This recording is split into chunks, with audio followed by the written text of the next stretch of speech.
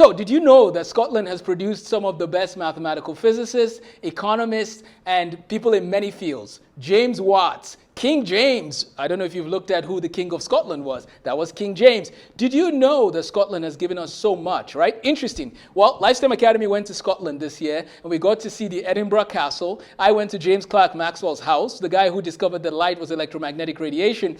And I want to invite you not only to join Lifetime Academy, but to sign up for the Germany, Switzerland, Austria trip, which is next year. But that's another day's story. Let's stay on task. Scotland, The Wealth of Nations, 1776. Written by Adam Smith, who's from Scotland.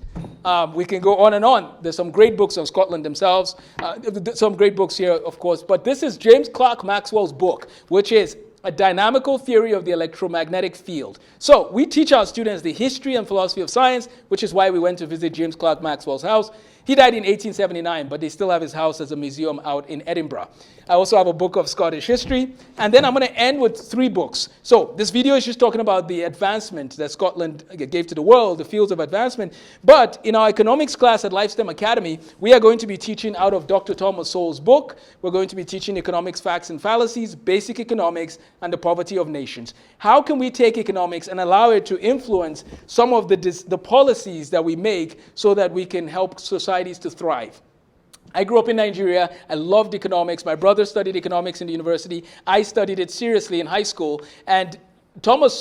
Thomas Sowell has done a wonderful job of introducing people to economics. So I'm going to read you a quote, and then we're going to wrap it up from there.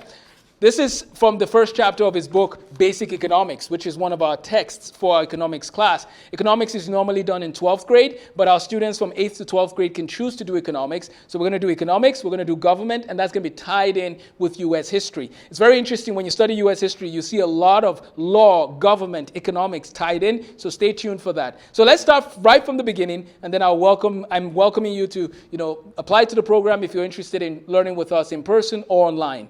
What is economics? Here's a great quote by Justice Oliver Wendell Holmes. It says, "None of us have as much as we want of all the things we want. None of us have as much as we want of all the things we want." Some basic principles of economics apply in many different kinds of economies. Capitalists, socialists, feudal, or whatever, and among a wide variety of peoples, cultures, and governments. Policies which led to rising price levels under Alexander the Great have led to rising price levels in America thousands of years later.